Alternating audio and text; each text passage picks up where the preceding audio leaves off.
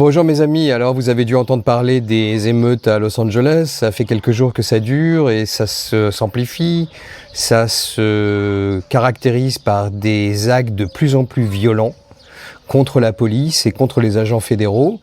Alors, évidemment, on peut se dire a priori que c'est un mouvement, on va dire, organique, entre guillemets, parce que ces gens-là manifestent contre la politique de Trump en matière d'arrestation et d'expulsion des immigrants illégaux, pas des illégaux. Et donc, on peut légitimer ça comme des manifestations normales. Bon, mais je mets tout ça entre guillemets parce qu'en fait, c'est effectivement ce que racontent les autorités locales californiennes jusqu'au gouverneur. C'est ce que raconte la presse ou les médias, ce que racontent les médias américains mainstream, comme on dit. Donc tout ça, évidemment, vous avez dû l'entendre répercuter dans les médias français, dans presque tous les médias français ou européens. Et évidemment, la vérité, elle est beaucoup plus complexe. Et en fait, il y a deux facettes dans cette histoire. Il y a une facette apparente, que je vais expliquer rapidement, parce qu'elle est la moins intéressante finalement. Et il y a une facette cachée, ou très discrète je dirais, parce que celle-là c'est la plus importante et la plus intéressante à mon avis. Bon alors, on va commencer par la facette la plus apparente.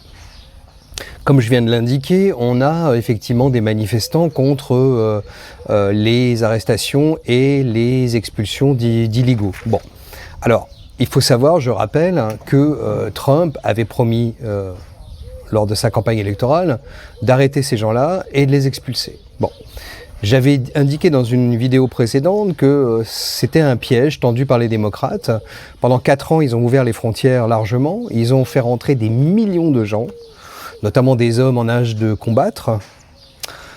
Ça, je rappellerai ce point un petit peu plus tard. Et donc... évidemment, ça a permis de faire venir des tas de gens qui n'étaient pas censés venir aux États-Unis en premier lieu.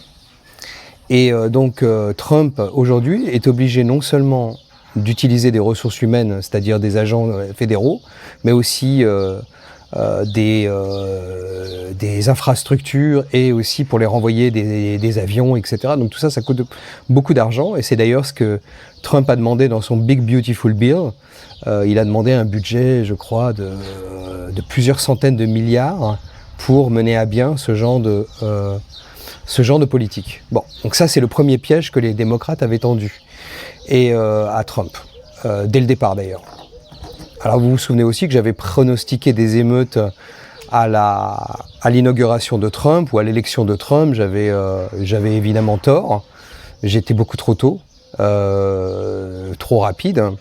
Et ça s'est avéré faux. Et je vais expliquer dans la deuxième partie, toutes les raisons cachées de ces émeutes, pourquoi en fait j'ai eu tort et que ça venait d'autre part. Pas nécessairement des démocrates. Alors, donc voilà, donc on a évidemment des scènes d'émeutes avec des voitures brûlées, des gens qui cassent des briques ou des pierres pour lancer sur les flics. Ils utilisent des appareils incendiaires. Il y a des cocktails Molotov. Enfin bon, il y a des images terribles qui sont un petit peu partout diffusées dans les médias. Donc vous pouvez voir, à mon avis, vous avez dû voir ça sur Twitter ou sur d'autres réseaux sociaux. Donc bon, j'ai pas besoin de m'étaler là-dessus. Mais il y a deux détails intéressants. Le premier détail, c'est qu'ils ont l'air très bien organisés, tous ces gens-là. Donc ça sera expliqué plus tard. Le deuxième détail, c'est qu'il y en a beaucoup qui montrent des drapeaux étrangers, et notamment des drapeaux mexicains.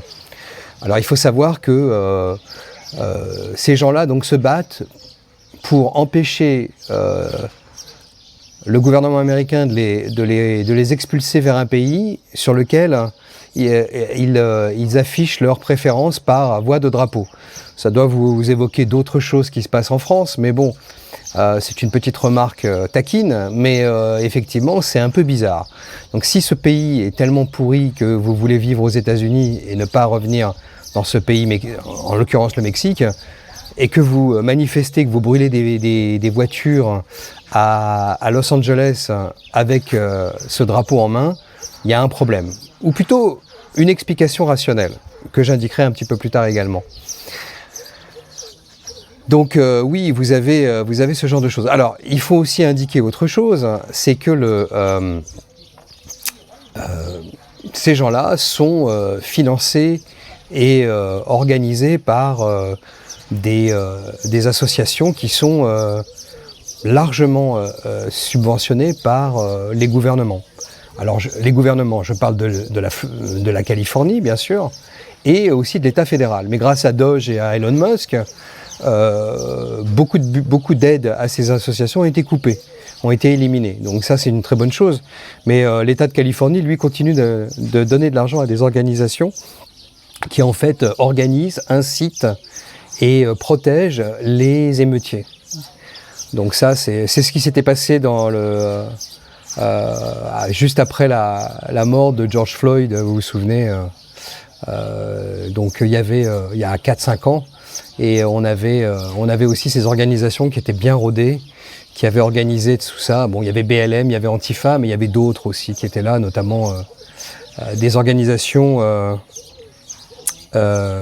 financées de gauche et d'extrême gauche locales, financées soit par des adhérents, soit par des milliardaires ou des millionnaires gauchistes, il y en a, même aux États-Unis, ou alors même par le Parti communiste de Chine. Ça, c'est intéressant. Donc, c'est un premier point pour vous dire que bon, il y a peut-être une ingérence étrangère là-dedans. C'est un apéritif pour le plat principal. Donc voilà. Donc en fait, on est dans une situation d'émeute. Les autorités fédérales veulent rétablir l'ordre à Los Angeles. Les autorités locales disent que tout va bien et que c'est sous contrôle. Les médias et les autorités locales disent que Trump met de l'huile sur le feu en envoyant la garde nationale, l'armée, ce qui n'est pas du tout le cas, puisque quand on a affaire à des gens organisés et violents, il n'y a pas d'autre moyen. Alors on espère qu'il n'y aura pas de mort, mais bon, il y en aura probablement, je ne sais pas. Pour l'instant, il n'y en a pas, j'en ai pas vu, mais ça va finir par être dramatique, je pense. C'est ce qu'ils cherchent d'ailleurs, les émeutiers, à avoir des martyrs. Donc il y a aussi autre chose, et ça c'est mon dernier point sur l'aspect apparent. Les patriotes américains sont attirés dans un piège. Le piège, c'est de prendre les armes et d'aller faire la loi eux-mêmes, c'est-à-dire de rétablir l'ordre eux-mêmes. On se souvient, dans les années 80, il y avait eu des émeutes à Los Angeles suite à la mort d'un noir par un policier de Los Angeles. Bon, je vous dis en passant que les policiers de Los Angeles n'interviennent pas. Ils ont ordre de ne pas intervenir dans ces émeutes, pour le moment. Et donc, il y avait eu des émeutes monstrueuses, et il y avait eu des pillages, bien sûr, comme il y a aujourd'hui. Ils pillent les magasins, ils cassent. Et ce qui s'est passé, c'est que les magasins détenus par des commerçants coréens ont été protégés par les Coréens parce qu'ils se mettaient sur les toits et ils tiraient. Ils avaient des armes et ils tiraient. Et donc c'est ce que cherchent les démocrates, c'est à créer une ambiance de guerre civile ou de prémisse de guerre civile pour justement déclencher ce dont ils rêvent depuis des années, puisque ce sont les démocrates qui rêvent de guerre civile, pas les patriotes, pas les républicains. Voilà, donc ça c'est le dernier point sur l'apparence. Alors maintenant sur la face cachée, la face discrète. Il s'avère que dans le Big Beautiful Bill, il y a une disposition très discrète qui consiste à taxer les transferts d'argent des États-Unis vers notamment le Mexique et d'autres pays d'ailleurs, l'Inde, etc. Donc Trump veut taxer à 5% les transferts d'argent. Apparemment, la présidente mexicaine n'était pas contente. Elle a fait un discours où elle incitait les Mexicains aux États-Unis à écrire au gouvernement américain pour leur dire d'arrêter et donc de modifier la loi, puisque c'est un projet de loi qui doit passer devant le Sénat dans quelques jours. Donc elle a essayé de faire du lobbying, elle n'a pas réussi. Et en fait, elle est passée à une phase beaucoup plus violente. Et c'est là où je parlais tout à l'heure d'ingérence étrangère.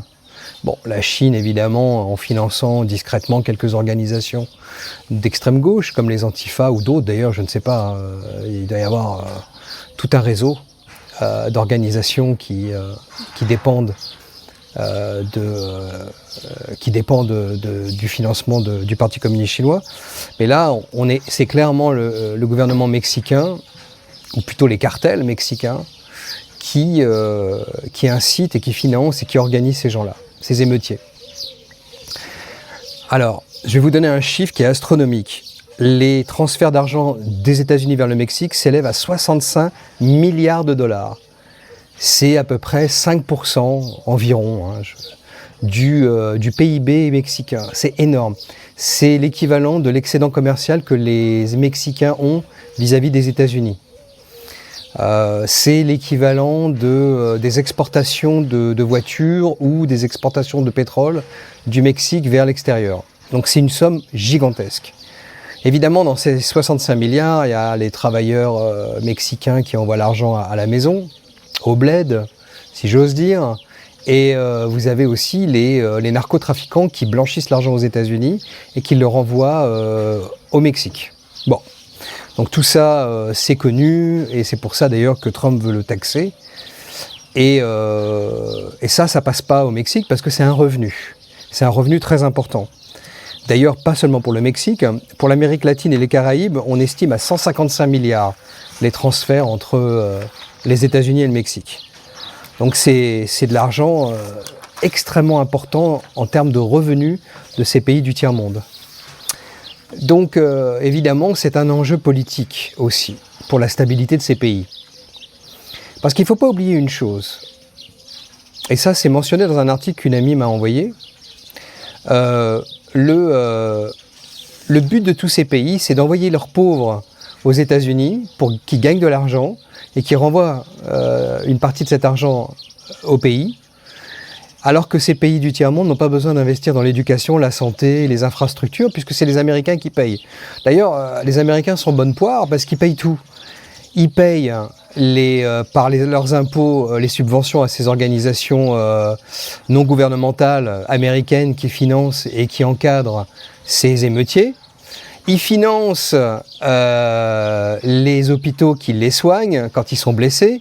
Ils financent les dégâts qui sont commis et qu'il faut réparer.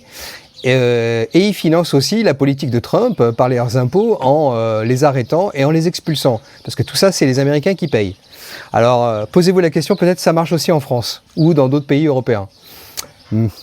Ça, c'est quelque chose à étudier précisément. D'ailleurs, je ne sais pas si un article de journal ou de médias a analysé ça, mais c'est probablement pas le cas, mais ce serait intéressant de se pencher là-dessus.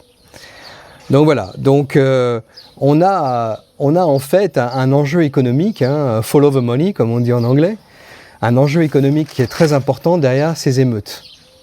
Bon, donc il faut se détacher un petit peu de l'apparence pour regarder ce qu'il y a derrière. Donc voilà, donc c'est ce que je voulais indiquer dans cette vidéo. Alors, un autre petit détail intéressant, c'est que les émeutes n'ont lieu que dans les villes et les États bleus, c'est-à-dire démocrates.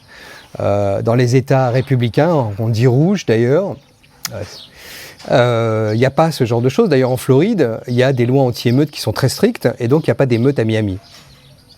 Alors qu'il y a beaucoup d'Hispaniques, il y a beaucoup de Mexicains, il y a beaucoup de gens d'Amérique latine qui habitent, surtout des Cubains, mais pas, enfin à Miami, mais en Floride, il y a beaucoup d'immigrants venant d'Amérique latine, légaux ou illégaux d'ailleurs. Et il n'y a pas d'émeute, parce que la loi est très stricte. Donc voilà, donc certains patriotes disent, vous savez quoi, les villes démocrates qui sont à feu et à sang à cause des émeutiers, on va pas les reconstruire, on va pas payer. On va les laisser dans leur état de tiers-monde et tant pis pour eux. Voilà, donc ça c'est un petit peu la réflexion de pas mal de patriotes américains. Donc voilà, donc on est à ce stade-là, alors je ne sais pas comment ça va se résoudre. Probablement, si ces 5% sont éliminés de la loi, tout reviendra dans le calme. Mais j'en doute parce que Trump est quelqu'un d'assez têtu. Et pour une fois, c'est une bonne chose parce que effectivement, Il n'y a pas de raison. C'est de l'argent qui profite aux pays qui reçoivent cet argent, mais les États-Unis n'en profitent pas vraiment. Donc, parce que c'est souvent de l'argent non taxé, c'est souvent de l'argent que les immigrants illégaux gagnent au black. Donc, c'est pas de l'argent qui est officiel. Je parle même pas du trafic de drogue. Donc tout ça, c'est tout à fait normal de le taxer à 5%, ce qui est très léger. J'aimerais bien être taxé à 5%, moi aussi. Mais bon, on peut rêver. Mais c'est un petit peu le message que je veux envoyer, c'est ça. Et puis aussi, peut-être que vous avez le même problème dans vos pays, en France, en Belgique, en Suisse, etc. Et qu'il faudrait peut-être que les législateurs respectifs se penchent sur ces problèmes. Voilà, donc je vous souhaite une bonne semaine et puis à très bientôt. N'oubliez pas de liker cette vidéo, de l'envoyer à vos amis pour qu'ils s'abonnent. Abonnez-vous si vous n'êtes pas encore abonné et mettez la petite cloche pour recevoir des notifications lorsque je publie de nouvelles vidéos. Je vous souhaite une bonne semaine encore et à très bientôt mes amis.